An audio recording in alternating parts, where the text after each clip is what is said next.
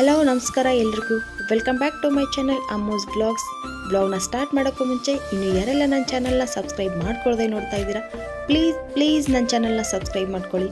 ಹಾಗೆ ಪಕ್ಕದಲ್ಲಿ ಕಾಣುವಂಥ ಬೆಲ್ ಬಟನ್ನ ಕ್ಲಿಕ್ ಮಾಡಿದ್ರೆ ನಾನು ಹಾಕುವಂಥ ಹೊಸ ವಿಡಿಯೋ ನೋಟಿಫಿಕೇಷನ್ ಖಂಡಿತವಾಗ್ಲೂ ನಿಮಗೆ ಬರುತ್ತೆ. ಬನ್ನಿ ಇವತ್ತಿನ ಬ್ಲಾಗ್ನ ಸ್ಟಾರ್ಟ್ ಮಾಡೋಣ. ನಾವು ಮಿಡಿಲ್ ಕ್ಲಾಸ್ ಜನ ಸ್ವಾಮಿ. ಯಾಕೆ ಇದು ಮಾತು ಹೇಳ್ತಿದ್ದೀನಿ ಅಂದರೆ 1.5 ತಿಂಗಳಾಯಿತು ನಾನು ಚಾನಲ್ನ ಓಪನ್ ಮಾಡಿ. ಇದುವರೆಗೂ ನಾನು ಸ್ಟ್ಯಾಂಡನ್ನ ತಗೊಂಡಿರಲಿಲ್ಲ, ಮೊಬೈಲ್ ಸ್ಟ್ಯಾಂಡನ್ನ ವಿಡಿಯೋ ಮಾಡೋದಕ್ಕೆ ಮೊಬೈಲ್ ಸ್ಟ್ಯಾಂಡನ್ನ ನಾನು ತಗೊಂಡಿರಲಿಲ್ಲ.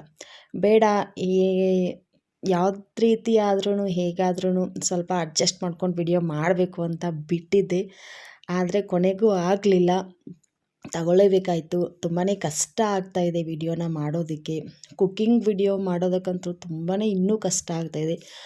ವ್ಲಾಗ್ಸ್ ಅಂತೂ ಮುಗೀತು.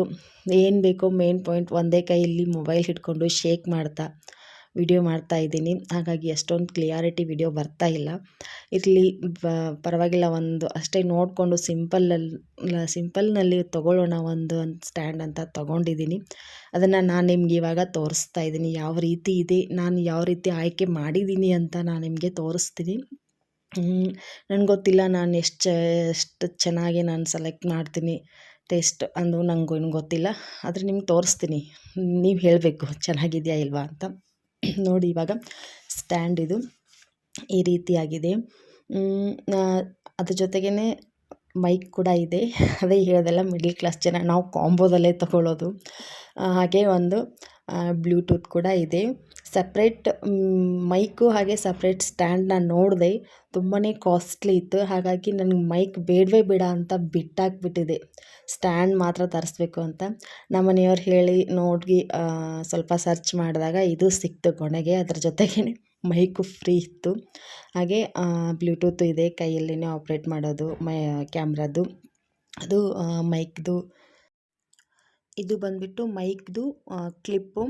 ಹಾಗೆ ಸ್ಟ್ಯಾಂಡ್ ಕೂಡ ಚೆನ್ನಾಗಿದೆ, ಸಖತ್ತಾಗಿದೆ, ತುಂಬಾ ಯೂಸ್ಫುಲ್ ಸ್ಟ್ಯಾಂಡ್ ಇದೆ. ಇದನ್ನು ನಾನು ಫ್ಲಿಪ್ಕಾರ್ಟಲ್ಲಿ ಬೈ ಮಾಡಿದ್ದೀನಿ. ಇದ್ರ ಪ್ರೈಸ್ ಬಂದುಬಿಟ್ಟು 450 ರುಪೀಸ್ ಪ್ರೈಸ್ ಇದೆ. ಹಾಗೆ ನಾನು ಮೀಶೋದಲ್ಲಿ ಒಂದೆರಡು ಕುರ್ತೀಸ್ನ ಆರ್ಡರ್ ಮಾಡಿದ್ದೆ. ಅದು ಕೂಡ ಆವತ್ತೇ ಡೆಲಿವರಿ ಆಗಿತ್ತು. ನಾನು ನಿಮಗೆ ಅದಕ್ಕೋಸ್ಕರ ತೋರಿಸ್ತಾ ಇದ್ದೀನಿ. ತುಂಬಾ ಚೆನ್ನಾಗಿದೆ ಕುರ್ತೀಸು.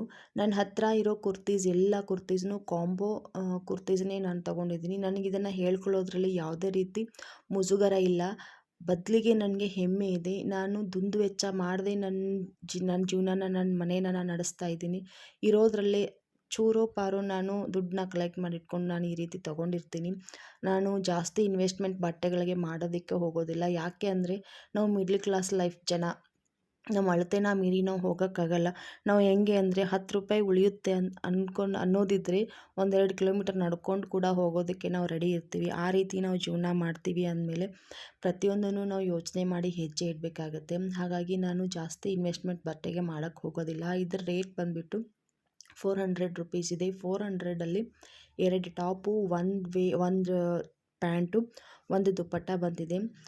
ನಾನು ಲಾಸ್ಟ್ ಟೈಮ್ ಖರೀದಿ ಮಾಡಿರೋ ಟಾಪ್ ಕೂಡ 430 ರುಪೀಸ್ಗೆ ನಾನು 5 ಟಾಪ್ನ ನಾನು ತೊಗೊಂಡಿದ್ದೀನಿ. ನನ್ನ ಹತ್ತಿರ ಇರೋ ಎಲ್ಲ ಕುರ್ತೀಸ್ ಕೂಡ ಅದೇ ರೀತಿ ಇದೆ. ಕಾಂಬೋ ದುಪ್ಪಟ್ಟ, ಕಾಂಬೋ ಪ್ಯಾಂಟು, ಈ ರೀತಿ ನಾನು ತೊಗೋತೀನಿ. ನನಗೆ ಯಾವುದೇ ರೀತಿ ಮುಜುಗರ ಇಲ್ಲ. ನಮ್ಮ ಲೈಫು ನಮಗೆ ಗೊತ್ತು, ನಾವು ಯಾವ ರೀತಿ ನಾವು ಜೀವನ ಮಾಡ್ತೀವಿ ಅನ್ನೋದು ನಮಗೆ ಮಾತ್ರ ಗೊತ್ತಿರುತ್ತೆ. ಆಡ್ಕೊಳ್ಳೋರು 1000 ಜನ 1000 ಮಾತಾಡ್ಕೋತಾರೆ. ಅದನ್ನು ನಾವು ತಲೆ ಕೆಡಿಸ್ಕೊಂಡು ಹೋದರೆ ನಮ್ಮ ಜೀವನ ಆಗೋದಿಲ್ಲ. ಈ ಕುರ್ತೀಸ್ ಕೂಡ ಅಷ್ಟೇ. ಇವು 2 ಕುರ್ತೀಸು 400 ರುಪೀಸ್, 400 ರೂಪಾಯಿಗೆ ಇವು ಕೂಡ 2 ಕುರ್ತೀಸು ತುಂಬಾ ಚೆನ್ನಾಗಿದೆ. ಈ ರೀತಿ ಚೀಪ್ ಆ್ಯಂಡ್ ಬೆಸ್ಟ್ನ ನಾನು ಯಾವಾಗಲೂ ನೋಡಿ ತೊಗೋತಿರ್ತೀನಿ. ನಮ್ಮ ಮಿಡ್ಲ್ ಕ್ಲಾಸ್ ಜನರ ಲೈಫೇ ಇಷ್ಟೇ ಇರುತ್ತೆ. ಕಷ್ಟಗಳ ಮೇಲೆ ಕಷ್ಟ ಬರ್ತಾ ಇದ್ದರೂ ಕೂಡ ನನಗೇನಿಲ್ಲ, ನಾವು ಚೆನ್ನಾಗಿದ್ದೀವಿ ಅಂತ ಸುಳ್ಳು ಹೇಳ್ಕೊಂಡು ಜೀವನ ಮಾಡುವಂಥ ಜೀವನ ನಮ್ಮದಾಗಿರುತ್ತೆ. ಏನೂ ಬೇಜಾರಿಲ್ಲ, ಹೆಮ್ಮೆಯಿಂದ ಸ್ವಾಭಿಮಾನದಿಂದ ಬದುಕ್ತಾ ಇದ್ದೀವಿ ಅನ್ನೋದು ಮಾತ್ರ ಇಲ್ಲಿ ಮುಖ್ಯ ಆಗುತ್ತೆ ಹೊರತು ಆಡಂಬರದ ಜೀವನ ಮುಖ್ಯ ಆಗೋದಿಲ್ಲ. ಪ್ಲೀಸ್ ದಯವಿಟ್ಟು ಹೇಳ್ತೀನಿ, ಇದ್ದವ್ರು ಪರವಾಗಿಲ್ಲ, ನೀವು ಯಾವ ರೀತಿ ತೊಗೊಂಡ್ರು ಅಷ್ಟೇ, ನೀವು ಎಷ್ಟೇ ಖರ್ಚು ಮಾಡಿ ತೊಗೊಂಡು ಹಾಕ್ಕೊಂಡ್ರು ಅಷ್ಟೇ ಯಾವುದೇ ರೀತಿ ಪ್ರಾಬ್ಲಮ್ ಆಗೋಲ್ಲ. ಇಲ್ಲದೇ ಇರೋರು, ನಮ್ಮ ಥರ ಮಿಡ್ಲ್ ಕ್ಲಾಸ್ ಲೈಫ್ ಜೀವನ ಮಾಡ್ತಿರೋರು, ದಯವಿಟ್ಟು ಹೇಳ್ತೀನಿ, ಬಟ್ಟೆಗಳಿಗೆ ಇನ್ವೆಸ್ಟ್ಮೆಂಟ್ ಜಾಸ್ತಿ ಮಾಡೋಕ್ಕೆ ಹೋಗಬೇಡಿ. ಜಾಸ್ತಿ ಬಟ್ಟೆಗಳನ್ನು ಖರೀದಿ ಮಾಡೋದು ಆಗಲಿ, ಜಾಸ್ತಿ ದುಡ್ಡು ಕೊಟ್ಟು ಬ್ರ್ಯಾಂಡೆಡ್ ಬಟ್ಟೆಗಳನ್ನು ಖರೀದಿ ಮಾಡೋದಕ್ಕೆ ಹೋಗಬೇಡಿ. ಆಸೆ ಪಡೋದು ಸಹಜ. ನಮ್ಮಂಥ ಮಿಡ್ಲ್ ಕ್ಲಾಸ್ ನಾವಾಗಿರ್ಬೋದು, ನೀವಾಗಿರ್ಬೋದು, ಮತ್ತೊಬ್ಬರಾಗಿರ್ಬೋದು, ಯಾರೇ ಆದರೂ ಆಸೆ ಪಡೋದು ತುಂಬಾ ಸಹಜ. ಆ ಆಸೆಗಳಿಗೆ ಕಡಿವಾಣ ಹಾಕ್ಕೊಂಡು ಜೀವನನ ನಡೆಸ್ಕೊಂಡು ಹೋದರೆ ಮಾತ್ರ ನಮ್ಮ ಮಿಡ್ಲ್ ಕ್ಲಾಸ್ ಲೈಫು ಸಾಗೋದು. ಭವಿಷ್ಯನ ತಲೆಯಲ್ಲಿಟ್ಕೊಂಡು ನಾವು ಜೀವನ ಮಾಡ್ಕೊಂಡು ಹೋದರೆ ಯಾವುದೇ ರೀತಿ ಪ್ರಾಬ್ಲಮ್ಸ್ ಬರೋದಿಲ್ಲ. ಇಲ್ಲಿ ನಂಬಿಕೆ ಅನ್ನೋದು ತುಂಬ ಮುಖ್ಯ ಆಗುತ್ತೆ. ಇವತ್ತು ಇಲ್ಲದೇ ಇರ್ಬೋದು, ಆದರೆ ನಾಳೆ ಒಳ್ಳೇದಾಗೇ ಆಗುತ್ತೆ ಅಂತ ನಂಬ್ಕೊಂಡು ಬದುಕಿದ್ರೆ ತುಂಬಾ ಚೆನ್ನಾಗಿ ನಮ್ಮ ಜೀವನ ಸಾಕ್ಕೊಂಡು ಹೋಗುತ್ತೆ. ಹೇಳೋದಿಷ್ಟೇ, ಜಾಸ್ತಿ ಖರ್ಚು ಮಾಡೋಕ್ಕೆ ಹೋಗಬೇಡಿ. ಮಿಡ್ಲ್ ಕ್ಲಾಸ್ ಲೈಫ್ನಲ್ಲಿರೋವಂಥ ಹೆಣ್ಮಕ್ಳು ಎಷ್ಟೇ ಜಾಣತನದಿಂದ ಇದ್ರೂ ತುಂಬಾ ಕಡಿಮೆ. ನಾವು ಎಷ್ಟೇ ಜಾಣತನದಿಂದ ಮನೇನ ನಿಭಾಯಿಸ್ಕೊಂಡು ಹೋಗ್ತೀವಿ ಅಂದರೂ ಅದು ಕಡಿಮೆನೇ. ನಾವು ನಮ್ಮ ಜಾಣ್ಮೆಯಿಂದ ಒಂದೆರಡು ದುಡ್ಡನ್ನ ಉಳಿಸ್ಕೊಂಡು ನಾವು ಮನೇನ ಅಚ್ಚುಕಟ್ಟಾಗಿ ನಾವು ನಡೆಸ್ಕೊಂಡು ಹೋದರೆ ಮುಂದೆ ನಾವು ಸ್ವಾಭಿಮಾನದಿಂದ ಬದುಕೋಕ್ಕೆ ದಾರಿ ಆಗುತ್ತೆ ಅಂತ ಹೇಳ್ತಾ ಇವತ್ತಿನ ಬ್ಲಾಗ್ನ ನಾನು ಮುಗಿಸ್ತಾ ಇದ್ದೀನಿ. ಐ ಹೋಪ್ ನಿಮಗೆ ಇವತ್ತಿನ ಬ್ಲಾಗ್ ಇಷ್ಟ ಆಗಿರುತ್ತೆ. ಇವತ್ತಿನ ಬ್ಲಾಗ್ ನಿಮಗೆ ಇಷ್ಟ ಆಗಿದ್ದರೆ ಲೈಕ್ ಮಾಡಿ, ಶೇರ್ ಮಾಡಿ, ಹಾಗೆ ನನ್ನ ಚಾನಲ್ನ ಸಬ್ಸ್ಕ್ರೈಬ್ ಮಾಡ್ಕೊಳ್ಳೋದನ್ನು ಮರಿಬೇಡಿ. ಮತ್ತೆ ಸಿಗ್ತೀನಿ ನೆಕ್ಸ್ಟ್ ಬ್ಲಾಗ್ನಲ್ಲಿ. ಅಲ್ಲಿವರೆಗೂ ಟೇಕ್ ಕೇರ್. ಬಾಯ್ ಬಾಯ್.